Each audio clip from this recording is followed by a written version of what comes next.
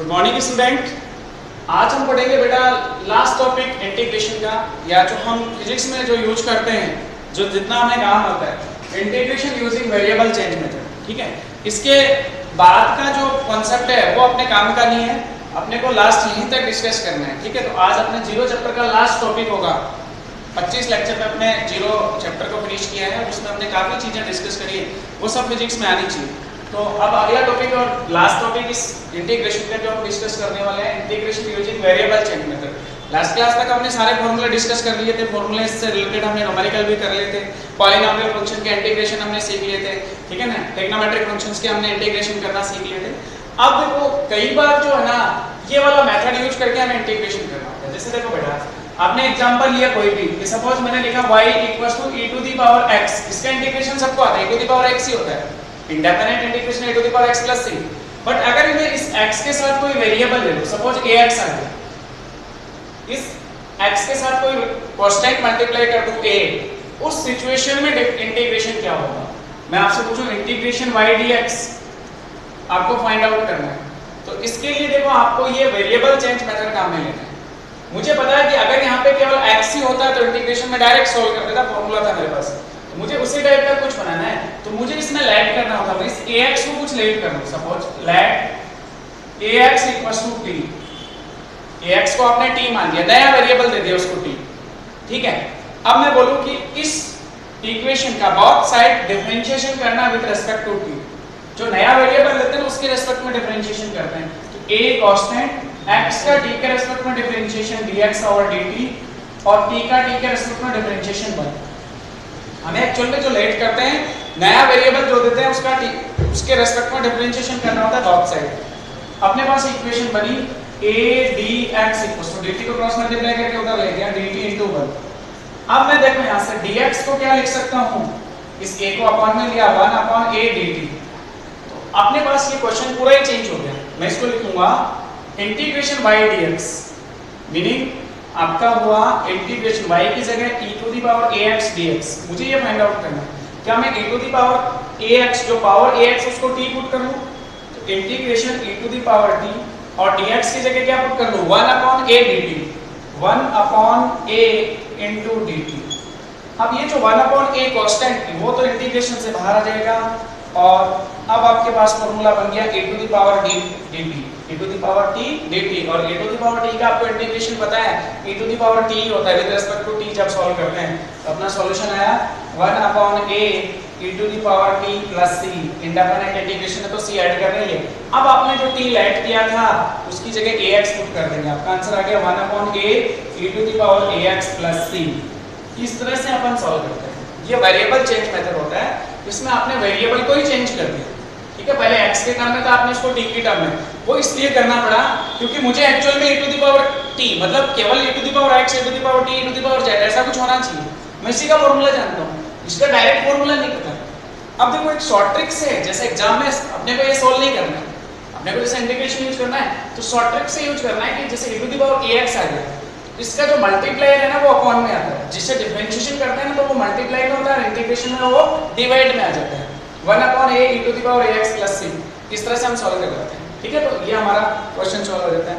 और question practice करते हैं इसके वेरिएबल चेंज मेथड वाले। देखो इजी, मैंने ये तो बहुत छोटे से एग्जांपल लिया, और छोटे एग्जांपल की बात करें, मैंने लिखा इंटीग्रेशन tan x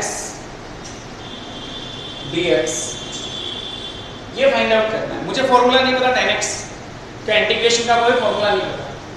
मैं क्या करूंगा, पहले तो tan x को लिखूंगा sin x / cos x, मैं लिखूंगा integration sin x / cos x dx। ठीक है ना, कई बार जरूरत पड़ जाती है, वैसे तो नहीं पड़ेगी अपने। अब अपने को क्या करना होगा, इसका वेरिएबल चेंज करना होगा। मैं cos x को कुछ मान लेता हूं, सपोज मैंने लिखा cos x = t। अब मुझे क्या करना है, इस फंक्शन का बोथ साइड डिफरेंशिएशन करना with respect to t। cos x का differentiation -sin x, cos x का डिफरेंशिएशन -sin x, और x का t के रिस्पेक्ट में डिफरेंशिएशन dx/dt, t का t के रिस्पेक्ट में डिफरेंशिएशन 1, t का t के रिस्पेक्ट में डिफरेंशिएशन 1।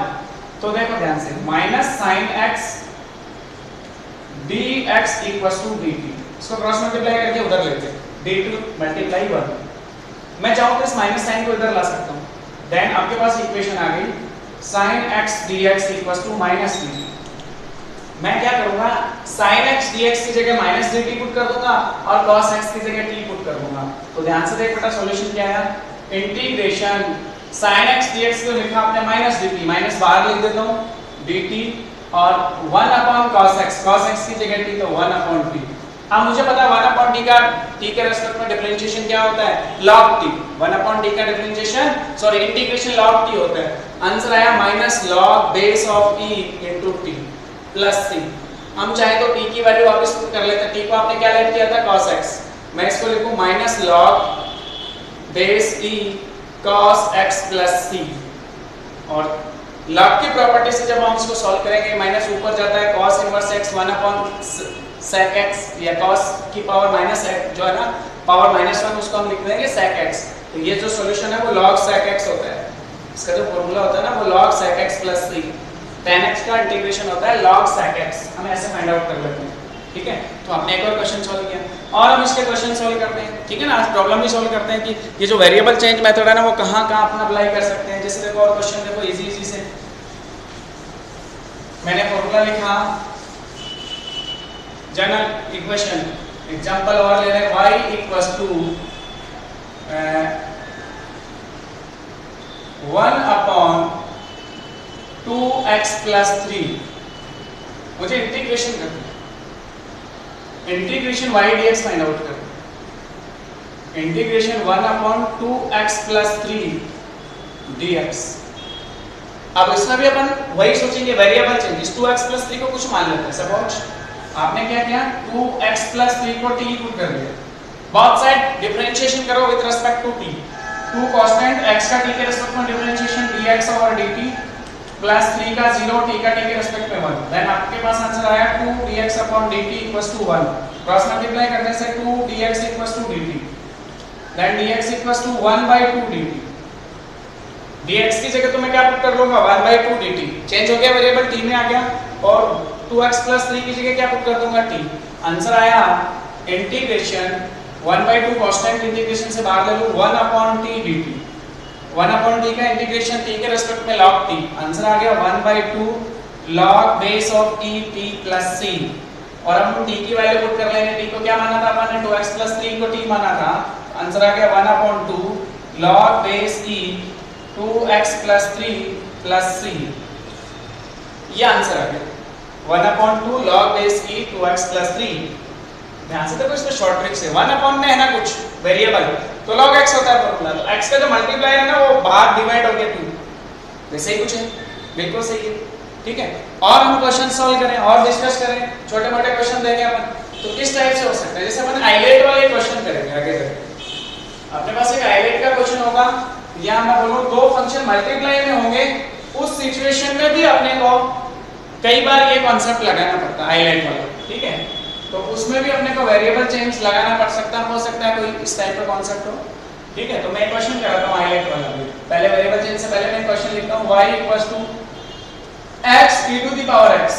मुझे इसका इंटीग्रेशन करना है x e to the power x, दो फंक्शन मल्टीप्लाई में मुझे इंटीग्रेशन करना है y का with respect to x, y का x के रिस्पेक्ट में इंटीग्रेशन करना है, तो मैं लिखूंगा integration y dx equals to integration x e to the power x dx। ILATE के हिसाब से फर्स्ट फंक्शन कौन सा होगा, सेकंड फंक्शन कौन सा होगा। एक्सपोनेंशियल लास्ट में आता है, ये फर्स्ट फंक्शन होगा, अलजेब्रिक फंक्शन ये सेकंड फंक्शन होगा। फार्मूला बोलो, आपने फार्मूला लिखा था दो फंक्शन मल्टीप्लाई में होते हैं तो ये कांसेप्ट लगाते हैं। फर्स्ट फंक्शन छोड़ा, सेकंड फंक्शन का इंटीग्रेशन, बीच में माइनस का साइन, इंटीग्रेशन फर्स्ट फंक्शन का differentiation dy dx into x, second function का integration e to the power x dx। ये जो सॉल्यूशन आएगा उसका भी इंटीग्रेशन प्लस c तो ऐड करना ही है बस। x e to the power x का integration e to the power x minus integration x का x से रेस्पेक्ट में differentiation 1 multiply e to the power x का integration e to the power x dx। अब आपको e to the power x का integration और करना है, 1 into e to the power x e to the power x बचा, आपका solution आया x e to the power x minus e to the power x plus c। ये आपका answer आ गया। चाहो तो इसमें e to the power x common ले सकते हो। ठीक है, तो दो फंक्शन जब मल्टीप्लाई में होते हैं इंटीग्रेशन, ये काम क्या है, ये काम आएंगे बाद में आपको, तो इस तरह से अपन सॉल्व कर लेते हैं। ठीक है, और चेक करते हैं दो फंक्शन मल्टीप्लाई वाले क्वेश्चन, आइलेट से भी हम सॉल्व कर लेते हैं, ठीक है ना। तो आप केवल इसमें मेथड कुछ ही नहीं है, न्यूमेरिकल सॉल्व करते हैं। हमें ये पता चल गया कि अगर किसी वेरिएबल के साथ कोई कांस्टेंट मल्टीप्लाई होता है तो इंटीग्रेशन के बाद वो डिवाइड में आ जाता है, वो इंटीग्रेशन के बाद वो कांस्टेंट डिवाइड में आ जाता है, बस हमें यही सीखना है, ठीक है। चलो एक और क्वेश्चन की बात करते हैं, अपन एग्जांपल लेते हैं, integration log x upon x dx, ठीक है ना, इंडेफिनिट के ले लो, डेफिनिट के ले लो एग्जांपल। अब दो फंक्शन वैसे तो मल्टीप्लाई वाला कॉन्सेप्ट भी लगा सकते हैं, और वैसे तो चाहे तो हम वेरिएबल चेंज मेथड भी लगा सकते हैं। मैंने लेट कर लिया log x = t, log x = t, कुछ भी नया वेरिएबल नहीं, both side differentiation, log x का t के रेस्पेक्ट में डिफरेंशिएशन 1/x, x का t के रेस्पेक्ट में dx और dt इक्वल्स टू t का t के रेस्पेक्ट में 1, dt को आप उस तरफ ले जाओ, 1/x dx equals to dt, 1/x dx को तो dt पुट कर देंगे, log x को t पुट कर देंगे, क्या आएगा answer, integration t dt, t का t के रेस्पेक्ट में इंटीग्रेशन t² / 2 + c, और t को आपने क्या लेट किया था, log x, तो log x का होल स्क्वायर अपॉन 2 + c, ये आपका फाइनल आंसर आ गया, ये आपका फाइनल आंसर सॉल्व हो गया बेटा। इसी तरह से और देखो कुछ एग्जांपल अपन और डिस्कस कर लेते हैं, सिंपल जो अपने काम के हो सकते हैं एग्जाम में, ठीक है ना, जो अपन जैसे उनको अपन यूज कर सकते हैं। वेरिएबल चेंज वाला कॉन्सेप्ट आपको मेरे हिसाब से क्लियर हो गया होगा, ज्यादा अपन इस पे डिस्कस नहीं करेंगे। और एग्जांपल की बात करें, मैंने लिखा integration cos ax + b dx, बताओ सॉल्यूशन। अगर केवल cos x होता तो मैं बोल देता sin x था इसका integration, but cos ax + b बोल रहे तो हम वेरिएबल चेंज मेथड ही काम में लेंगे। ये जो ax + b है, आप क्वेश्चन प्रैक्टिस करोगे तो पता चल जाएगा कि इसको क्या पुट करना है, इसको स्मॉल t पुट कर लेते हैं, both side differentiation with respect to t, a constant x का t के रिस्पेक्ट में डिफरेंशिएशन dx और dt, d का 0, कांस्टेंट का डिफरेंशिएशन 0 होता है, t का t के रिस्पेक्ट में differentiation 1, then a dx upon dt equals to 1, cross multiply करोगे तो a dx equals to dt, तो dx को क्या पुट कर सकता हूं, 1/a dt, dx को क्या पुट कर सकता हूं, 1/a dt, और ax + b को क्या पुट कर सकता हूं, t, तो वेरिएबल चेंज हो गया आपका, देखो इंटीग्रेशन cos t और dx को 1/a, 1 कांस्टेंट इंटीग्रेशन से बाहर dt। अब मैं cos t का t के रेस्पेक्ट में इंटीग्रेशन पूछो तो क्या लिखोगे, sin t, cos t का इंटीग्रेशन sin t, आंसर आ गया 1/a sin t। देखो इंटरेस्टिंग है, पढ़ोगे तो बहुत इजी लगेगा, प्लस c, इंडेफिनिट इंटीग्रेशन में c ऐड हो गया, t की जगह आप वैल्यू पुट कर लो ax + b, तो 1/a sin ax + b + c, ये आंसर आ गया, ठीक है। कोई भी क्वेश्चन हो हम सॉल्व कर सकते हैं इस टाइप से। वेरिएबल चेंज मेथड बहुत आसान होता है, वेरिएबल चेंज मेथड बहुत इजी होता है, हम इस मेथड से कोई भी क्वेश्चन सॉल्व कर सकते हैं। देखो एक और लॉजिक वाला क्वेश्चन अपन सॉल्व करते हैं, कोशिश करते हैं सॉल्व हो जाएगी, ठीक है ना। एग्जांपल देखो, integration x e⁴ ax² + b dx, ये क्वेश्चन है, मुझे इसका इंटीग्रेशन करना है, integration x e⁴ ax² + b, मुझे क्या करना है, इसका इंटीग्रेशन करना है। तो अब इसमें भी देखो वेरिएबल चेंज वाला कांसेप्ट लगाते हैं अपन, ax² + b को कुछ सिलेक्ट कर लेते हैं, आपने ax² + b को t पुट कर दिया, बोथ साइड क्या करते हैं, डिफरेंशिएशन, a कांस्टेंट x² का इंटीग्रेशन और differentiation with respect to t, तो x² का 2 पहले आ जाएगा, 2x, x का t के रेस्पेक्ट में dx और dt, b कांस्टेंट का 0, t का t के रेस्पेक्ट में 1, आंसर आया 2ax dx और dt equals to 1, cross multiply करो, 2ax dx equals to dt। मेरे पास सवाल में x dx है, तो मैं इस x dx की जगह 2a को अपॉन में ले लिया, x dx को लिखूंगा 1/2a dt, पुट कर लो, इंटीग्रेशन x dx की जगह 1/2a कांस्टेंट ले लो बाहर, x dx की जगह 1/2a dt, और इसको लिखूंगा e⁴ d, x² + b को हमने d लेट किया है dt, आंसर आ गया 1/2a e⁴ d का इंटीग्रेशन e⁴ t + c। अब आप क्या पुट करोगे, t की वैल्यू पुट कर लोगे, t की वैल्यू क्या थी ax square plus b plus c constant add हो गया। इस तरह से हम किसी भी सवाल को यूजिंग वेरिएबल चेंज इस तरह से अपन इंटीग्रेट कर लेते हैं। और इंटीग्रेशन में बेटा इससे ज़्यादा आपको कुछ नहीं पढ़ना पड़ेगा, केवल इस टाइप के इंटीग्रेशन ही ध्यान में रखना है। मैं एक और चीज़ बता देता हूँ इंटीग्रेशन के अंदर जो आपको शायद फिजिक्स में बहुत काम आएगी, कि कई बार क्या होता है कि लिमिट जो है ना वो सेम होती है, लिमिट वाला क्वेश्चन है, लिमिट सेम होती है, उसमें फंक्शन पर डिपेंड करेगा कि उसका इंटीग्रेशन क्या होगा, ठीक है ना, पोलैरिटी ऑपोजिट होगी। जैसे देखो एक एग्जांपल बताऊं मैं आपसे, मैं शेयर करूं क्वेश्चन कि मेरे पास इस टाइप से suppose integration minus a two plus a, मतलब दोनों की वैल्यू सेम हो, एक माइनस में दूसरी प्लस में हो, और यहाँ पे कोई भी फंक्शन हो f of x dx, इसका इंटीग्रेशन करना हो, तो इसका देखो दो सॉल्यूशन होंगे इसके दो सॉल्यूशन ऐसे होंगे, एक सॉल्यूशन तो इसका 0 होगा, एक f of x is odd function, अगर f of x odd function है जैसे x x क्यूब x की पावर 5 sin x, ठीक है ना, ये सब odd फंक्शन होते हैं, sin जो है वो odd फंक्शन में होता है, और इसकी वैल्यू जो है वो एक बार तो 0 होगी जब odd फंक्शन है, एक सिचुएशन में इसको फाइंड आउट करेंगे तो 2 पहले लिखेंगे, integration lower limit 0 upper limit वही f of x dx, ये तब होगा if f of x is even function, integration से बाहर आ गया 2 0 to a f of x dx if f of x is even function, ठीक है, तो इस सिचुएशन में ये लिखा जाएगा, ऑड फंक्शन वाले केस में 0 लिखा जाएगा। क्लियर हो गया आपको अच्छे से?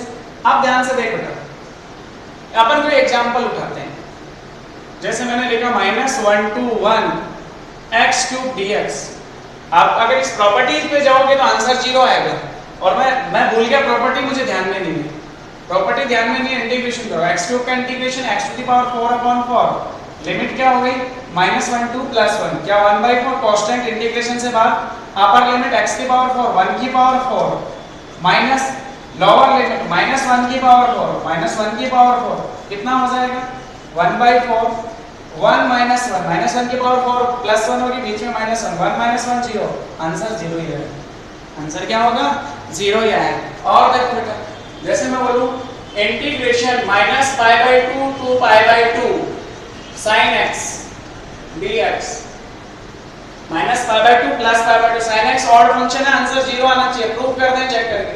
sin x का इंटीग्रेशन बोलो -cos x, लिमिट क्या हो जाएगी -π/2 to π/2, माइनस बाहर ले लो, upper limit cos π/2 minus cos of -π/2, आपने मैथ्स में पढ़ा होगा cos ऑफ -θ cos θ ही होता है, ये वैल्यू भी 0 होगी, ये वैल्यू भी 0 होगी, -0 आंसर कितना आया 0। इस तरह से अपन किसी भी फंक्शन का इंटीग्रेशन कर लेते हैं, तो ये प्रॉपर्टी अगर ध्यान में है तो अपन डायरेक्ट शॉर्ट में सॉल्व कर लेते हैं, अगर प्रॉपर्टी ध्यान में नहीं है तो अपन पूरा सॉल्व कर लेते हैं, ठीक है।